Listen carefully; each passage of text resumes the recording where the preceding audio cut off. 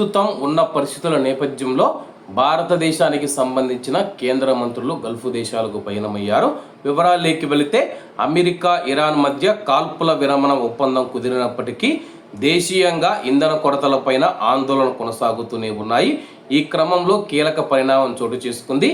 కేంద్ర పెట్రోలియం శాఖ మంత్రి హర్షదీప్ సింగ్ పూరి గారు ఖతారు పర్యటనకు వెళ్లేందుకు సిద్ధమయ్యారు.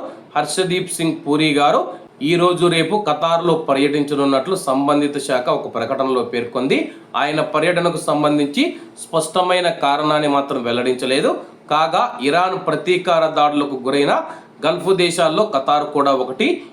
ఈ దాడుల నేపథ్యంలో ఎల్ఎన్జీ ఉత్పత్తి ఎగుమతులను ఖతార్ అధికారులు నిలిపివేశారు.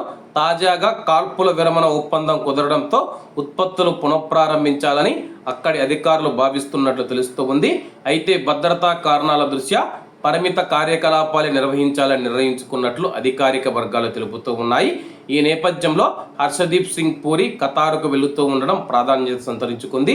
అలాగే భారతదేశానికి సంబంధించిన మరో కేంద్ర మంత్రి విదేశాంగ మంత్రి జయశంకర్ గారు కూడా యుఏఈలో పర్యటించేందుకు సిద్ధమయ్యారు.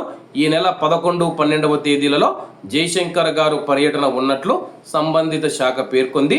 యుద్ధం నేపథ్యంలో ఇరాన్ హార్ముజ్ జలసంధిని మూసేయడంతో భారత్లో ఇటీవల ఎల్ఎన్జీ కొరతపైన ఆందోళన వెలువెత్తాయి. అయితే కేంద్రం ఈ ఆందోళనను కొట్టిపారేసింది. దేశంలో తగినన్ని నిల్వలు ఉన్నాయని, కొరత ఏర్పడుతుందంటూ జరుగుతూ ఉన్న ప్రచారాలు నిరాధారమైనవని చెప్పేసి స్పష్టం చేశారు.